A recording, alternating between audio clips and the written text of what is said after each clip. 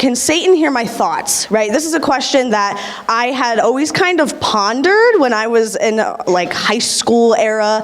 And it's a question that doesn't come up often, but it's a very interesting one. So we are going to be talking about our thought life, which is something that has been brought up a lot this year, along with being intentional, which I saw in the handout. It said living an intentional lifestyle, and I thought that was really neat that these two kind of go together.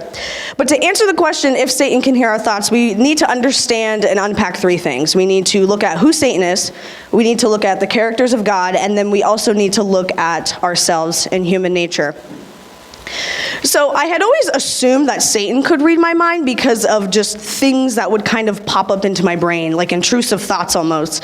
Ideas would come from left field, or like I would be plotting something that I shouldn't have been, and it ended up being like angel devil on my shoulder. It's like, no, you should do it. And it's like, no, you probably shouldn't do that. But like this, back and forth. We've all seen it in movies. More than likely, we have all experienced it ourselves. And so I always thought, like, where did that come from? Like, I couldn't have thought of that. And it's like, I know Jesus don't be thinking about this stuff. So I have no idea. Eventually, I went on Operation Barnabas, and for those of you who don't know, it is out of Momentum Ministry or Ministry Partners. It was CE National, and it is anywhere from 6 to 10 week youth leader training that takes place in the summer, and that is where I was exposed to this question, and we sort of unpacked it. And I learned that Satan can attack our thought life, but he doesn't have access to our minds. So Scripture doesn't give us a whole bunch of detail about sort of the history or how Satan came to be per se, but in Ezekiel 28, verses 13 through 19, it says, "You were in Eden, the garden of God. Every precious stone was your covering, sardius, topaz, and diamond, beryl, onyx, and jasper, sapphire, emerald, and carbuncle, and crafted in gold were your settings and your engravings. On the day you were created, they were prepared. You were an anointed garden cherub. I placed you.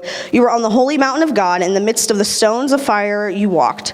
You were blameless in your ways from the day you were created till unrighteousness was found in you.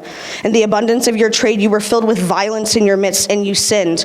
So I cast you as a profane thing from the mountain of God, and I destroyed you, O garden cherub, from the midst of the stones of fire. Your heart was proud because of your beauty. You corrupted your wisdom for the sake of your splendor. I cast you to the ground. I exposed you before kings to feast their eyes on you. By the multitude of your iniquities and the unrighteousness of your trade, you profaned your sanctuaries. So I brought fire out from your midst, it consumed you. And I turned you to ashes on the earth in the sight of all who saw you. All who know you among the peoples are appalled at you. You have come to a dreadful end and shall be no more forever." So essentially, God did create Satan. He was good. He was without sin. But Satan, essentially, the Dyneshia version, went through a power trip, and God was like, see ya. And so he cast him out of heaven, and a third of the angels went with him. So now that we kind of have a background on Satan, he doesn't have access to our thoughts, but he can influence them. So he's observed humans for like thousands upon thousands of years, and he knows how to tempt us, right? If you study something for long enough, you kind of know, just like your boyfriend or girlfriend or spouse, you kind of know their moves, what they're going to do, what they're going to say. So Satan does that with humans. He's not called tempter, father of lies, adversary, old serpent, deceiver of the whole world for nothing. But then when we look on the opposite end, God is none of those things. God is omniscient, which means he knows absolutely everything. He's omnipresent, which means he is everywhere. He is holy, he is love, he is grace, and so much more.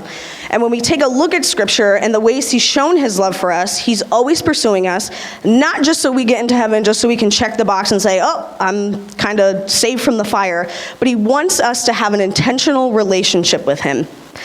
And then when we look at ourselves and our thought life specifically, I've heard it before of many people say, oh, like Satan made me do it. Well, the devil made me do it. Well, I mean, probably not. We do have a part to play in our thought life. It is our thoughts. Satan does attack them.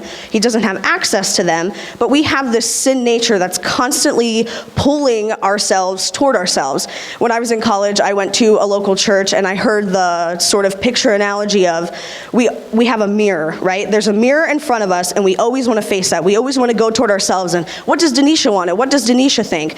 And so to be intentional in our thought life and to be intentional in our walk with Jesus, we have to physically deny ourselves, deny looking at ourselves, turn away and follow Jesus, and that does take effort. So when we do that, we are taking our thoughts captive, and we are denying ourselves and saying, I don't want to think about those things. Like, I know Jesus says not to think about lust or to think about people that way or to, downplay somebody based on X, Y, or Z. And you'll know a thought is from God is if you read his word and know who he is. We said it many times, God cares about your thought life, and the enemy is going to throw darts of you. That's inevitable. But when you read his word and you build up your armor, you know the attacks are coming, you are prepared, and you can better equip yourself to take those captive and to say, nope, I'm not going to think about that. I'm not going to do that. I'm going to focus on Jesus. So in short, Satan cannot read your thoughts, but he will influence them. You do have a large part to play in your thought life. And so my encouragement to you is this. It comes from 2 Corinthians 10:5. There goes that. We destroy arguments and every lofty opinion raised against the knowledge of God and take every thought captive to obey Christ, being ready to punish every disobedience when your obedience is complete. Thank you.